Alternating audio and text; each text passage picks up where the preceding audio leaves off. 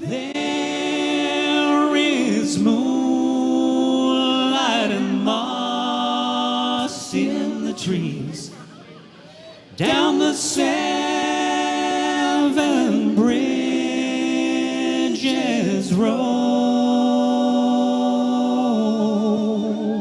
I used to love it when I would listen to something like Mark and Brian in the morning on KLOS, and bands or parts of bands, big rock bands, would come in, and this is 6:30, 7 o'clock in the morning, and they've got one or two acoustic guitars, and they're barely awake, but they're rocking because they're digging into those acoustic guitars. And I, for one, have always wanted to do that, and we get a chance to do that with this music in these acoustic shows.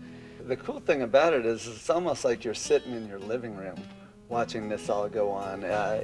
It's not like, you know, the act and us. It's like all of us there together enjoying the music.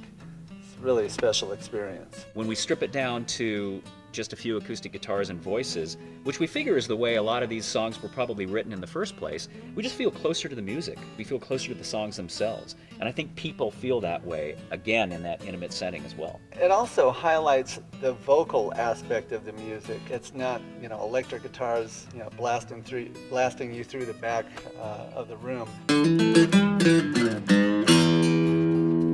We play all of the Eagles hits, some of their deeper cuts that we don't normally get to perform in our electric show, as well as a segment that is basically how we perceive the Eagles would sound if they were playing all of those holiday classics that we've all come to know and love over the years. We're sort of taking the idea of how would traditional Christmas hymns sound if the Eagles eagle-eyed them. So you kind of get a wonderful mashup of the two, and we think it's pretty clever. Yes, yeah. This music isn't going to die. It's going to live on, and that's reflected in our audience. You might see, you know, some young teenagers there, and people all the way up well into their 70s.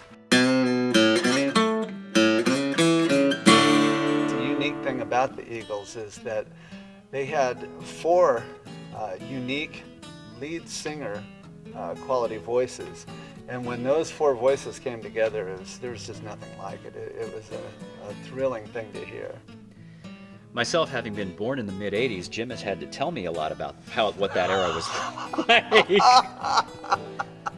Performing the songs this way is the closest that we get to the way it is when we're warming up backstage. We never sound better to ourselves than we are when we're backstage singing Seven Bridges Road in a circle. Okay, this feels so good back here.